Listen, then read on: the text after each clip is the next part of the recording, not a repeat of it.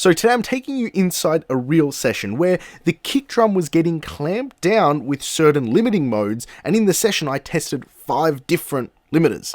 And I'm going to show you exactly how each one shaped the sound and walk you through the framework I used to analyze, test, and decide which was the right choice for the track. Let's dive in to this beautiful track. Progress by Losandro, mixed by Jayda Love, who I had a beautiful conversation with on the Loud AF Club. You can check that out here. Now let's listen to this mix. Suddenly I see. Took a long time to make progress, but I wanna make it feel just like a dream. Now, to understand why we pick the limiter we pick, we need to understand the master itself, the mix itself. When I listen to this, the dynamics are beautiful. The drum leaps out of the speaker, the kick drum leaps out of the speaker, the snare has its own space to snap, the vocals float on the top, and the beautiful contrast in the dynamics of this is how the kick punches, but the sustain in the bass holds its own space. It extends, and it extends really low into the subs, which is beautiful and warm and not over the top. So with this, what did I choose to do? We understand the chain leading into the limiter. We can understand the qualities of the limiter we want to engage in. So first up is this EQ here in the low mids. The vocals were a little bit woolly. Not woolly, I would say. They had a little bit of muffle in the low mids, which I knew when I push that through a limiter, it's going to close up the sound. So I specifically chose to EQ this low mid out. So let's open this up and take a listen. Suddenly I see.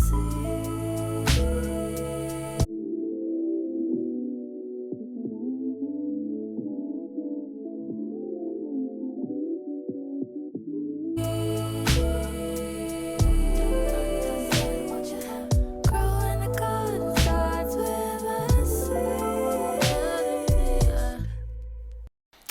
So that was the first move, was that. Now, listening through this, there are some great qualities in those low mids, which if preserved could be okay, but you wouldn't be able to push the level as far.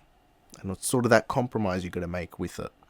And for me, the things that were the most important were the vocal clarity, the snap of the drums, and the sustain of the bass.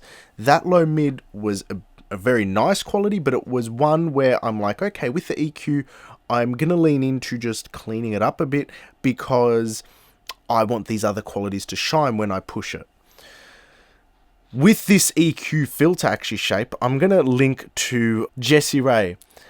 He goes over some EQ techniques and philosophies he's had in his mixing, and one was using a 24 per octave bell filter so you don't affect things on the outside of the filter. And that's actually something I employed here on this particular one, where instead of having a 12 octave here, I went for a 24 just to tighten it up slightly and focus on where I'm trying to cut. Now, in addition to that, with those drums, I wanted this to breathe and flow, but I had to control the peaks, and this was really important. So with Pro C2, again, I'm taking inspiration from other engineers as I grow and as I learn, and this one is specifically from Luca Predalesi, where he uses the mid-range to control a lot of the compression so things don't pump. Now with this Pro C2, what I'm aiming to do here is exactly that, is just simply get a nice ebb and flow to the transients so the mid-range can control that energy rather than allowing the kick and snare to control all the compression. So take a listen to this. I'll make sure this is in actually before I say listen to this. Yep, it's not in bypass. I might leave it over here.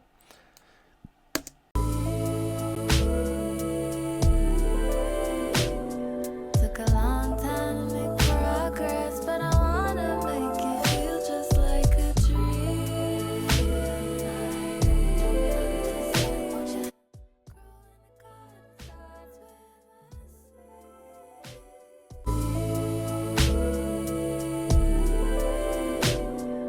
some of those vocal sustains, some of the texture, allows the compressor to glue through phrases, not just have the transients smack and control everything. And I dialed that in with the sidechain. We move on. I want a little bit more weight to it, so I added the Michelangelo just to saturate and thicken out the lows slightly. The clipper, I didn't do any soft clipping, and this is actually just a word of technique and warning as I've developed using some of these tools. What I've noticed is that when you start to bring this soft clipping in, it definitely works on some material, but for any material where you want there to be distance between the transient and the body, so let's say I've glued it with the compressor, every time you use the soft clipping and you start to round off that edge towards the ceiling, everything in the back comes forward, which can be good for things like electronic music or aggressive music, but in something soft like this where you want that depth, where you want the transients to poke and everything behind to stay sustained and have that depth, this soft clipper can bring a lot of volume easily to the track, but at the sacrifice of depth. So there's no soft clipping in this track. I've just set a hard ceiling here at -6 and it barely tickles.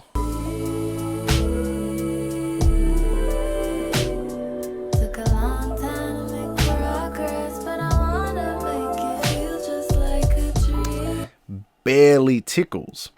That then moves into the rest of the chain, which I've got the God particle here doing a little bit of juicing, and then finally into the vintage limiter. Those two are just pretty similar across a lot of masters I do, that God particle into the vintage limiter. But this is, now we get to the stage where we're going, okay, we're at the magic. We're at the limiter stage, which is what you guys have been waiting for. And what limiter and limiter mode do you reckon I went with on this master? I actually went with the Pro L2 in all-round mode. Now, before we listen to that, I want to listen to the other modes. I want to listen to the IRC Balanced and Modern and IRC 5 and the Modern L2 because they all had really unique qualities I could have used, but I did not use on this master for a very specific reason. So let's start with the very first limiter mode I went to, and that was the IRC3 Balanced. The reason I went with the Balanced is because it tends to not take away too much from the low end and is a little bit more, let's say, warmer in tone. Because it's not taking so much away from the lows, it tends to allow it to be a bit warmer. The problem is you can't drive this particular mode too hard without distortion coming in on the sustain portion of kick drums. So here I've got the 3 loudest seconds of the song, and have a listen to the low end, what happens. So I'm going to turn it off, then I'll turn it on and have a listen.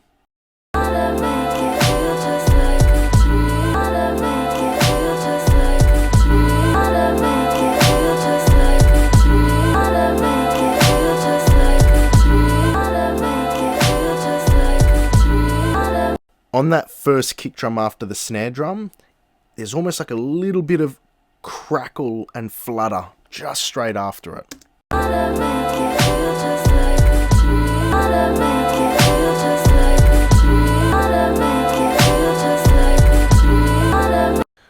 Ka, duka. It's like a little flam of distortion straight after that initial, and that's the actual sustain of the kick drum, that portion straight after the transient distorting a little bit.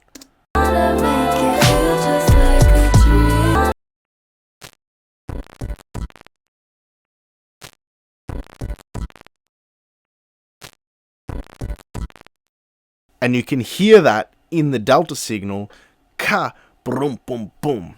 You hear it in the distortion. And so I couldn't use this.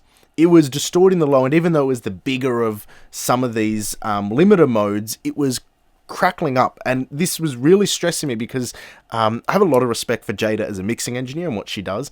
I hadn't worked with this artist or the management before, and I really wanted to impress them and make them feel proud of the music that they did. So this limiter mode, I probably could have maybe gotten away with, and people might not have picked up that detail, but in my head, I was not happy with that. So I went to my typical friend, the Modern. Now, the Modern mode will have less distortion, but it chokes the low end. And I considered it, and we just have a bit more of a tame master. but it's not what I really wanted. And we can A-B between the modern and the balanced, and whilst we lose some distortion with the modern, we lose some low end as well, which I'm not really a big fan of. So let's go from the balanced to the modern.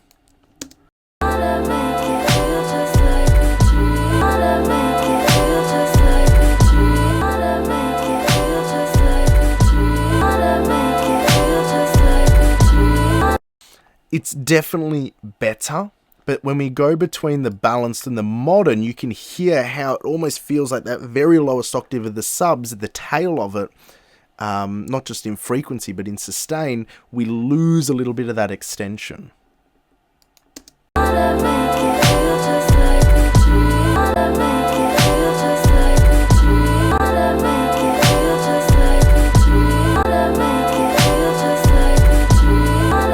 On the bass, not the kick, but on the bass in that first kick, you can hear that very clearly.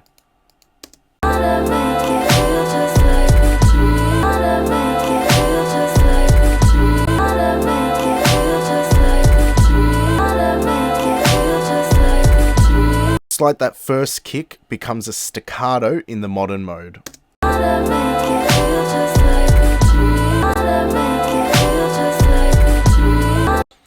So I'm having issues here to pick out a limiter mode, and this is happening in the session. I'm frustrating myself. Now, something you guys have been asking me to speak on is the IRC5 mode. Now, the IRC5 mode, I'll show you what the actual difference is and what it's doing. It's able to sort of intelligently apply gain reduction to the signal only on the parts which are actually affecting it. So typically, if you have a really loud kick punching through, it's going to drag on the limiter all the signal down whenever that kick goes over the ceiling. This tends to... It's got some very interesting DSP. I'm not sure how they've done it exactly. Just in the beta mode, it was demonstrated to us how this actually operates, is that whatever's signaling the limiting is what gets limited. The other things don't get pumped and affected. So this delta signal here will perfectly explain it. Here we've got a vocal with the kick drum, and if I loop the balanced, you'll hear the vocal come in. If you hear the modern, you'll hear the vocal come in. If you hear the IRC5, because it's the kick triggering it, it's able to separate the vocal from it and not pump the vocal. So have a listen.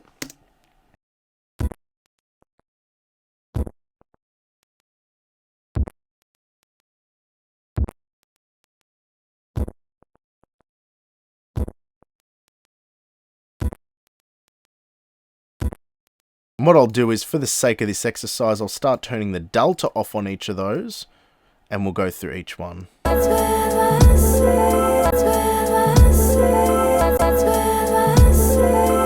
That's actually beautiful. Listen to that sustaining the vocal on the high note before it goes to the next phrase.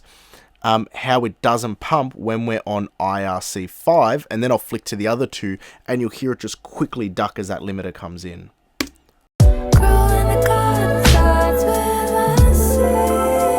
And they say with a seam. A. On the A, it doesn't pump.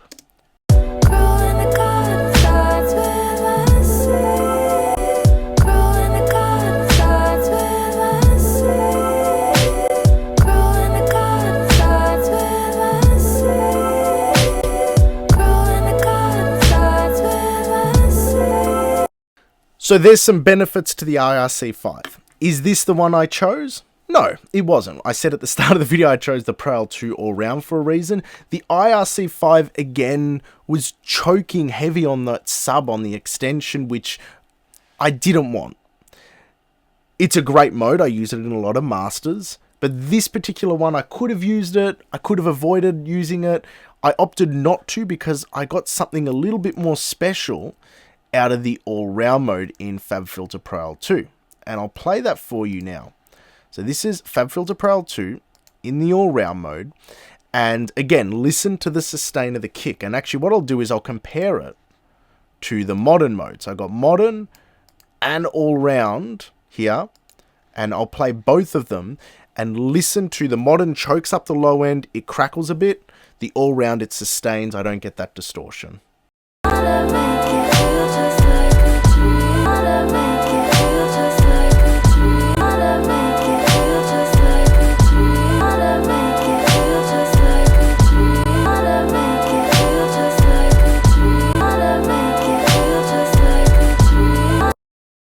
feel like in context, the all-round was the best option. But what we'll do is we'll play this whole phrase here with each of the limiting modes, because I want you to hear the limiting modes, not just in isolation on a very specific kick drum, to hear this very specific artifact I was hearing that was driving my decision, but so you can hear it with a little bit more context surrounding it. So we'll go through the balance to the modern, to the IRC5, to the modern L2, and the all-round Pro L2. Let's play it through.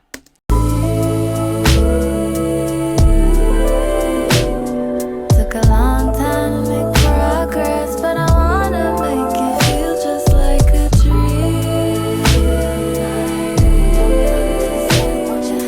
Growing the garden starts with a seed.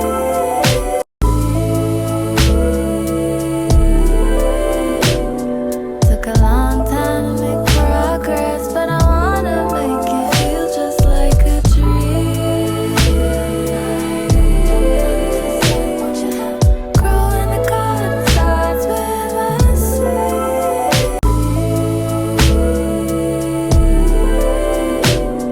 Took a long time to make progress, but I wanna make it feel just like a dream.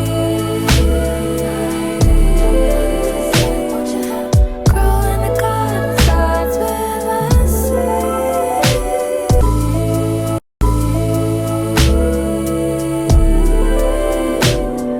Took a long time to make progress, but I wanna make it feel just like a dream.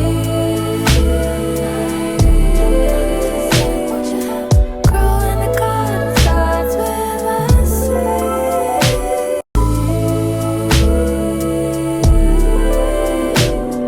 Took a long time to make progress, but I wanna make it feel just like a dream.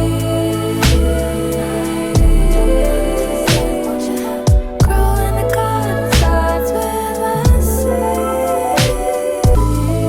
Now, if this breakdown has been useful, going inside my head from a session I worked on and exactly the nuance of all this creative mastering and work we do, I go way deeper inside my Advanced Mastering Details Masterclass. In the 9th module, I show you how to use limited delta signals and even Hammerstein graphs to actually measure and hear what different limiter modes are doing to your tones, harmonic and transient, so you can build out systems for yourself when you're mastering and understand your tools better. It's about moving past guesswork and sort of just throwing something until it works, but building good familiarity with your tools and understanding how they interact with the sound so you can create masters that sound as good as you want every time. Now, if you're ready to take your limiting and overall mastering decisions to the next level, I'm going to leave a link below where you can join the masterclass today. But otherwise, I want to thank you for joining me through this journey. I love sharing these experiences with you guys, and I want you all to show as much love as you can to the artist Lysandra, to the mixing engineer Jayda Love, to this project, and go listen to the track, because it's beautiful track, beautiful visuals, beautiful artist, who I really enjoyed working on this, and it was a real humbling pleasure to be a part of this project. So thank you to everybody, the Max and the team, for clearing this for me to work on, and until next time, take care.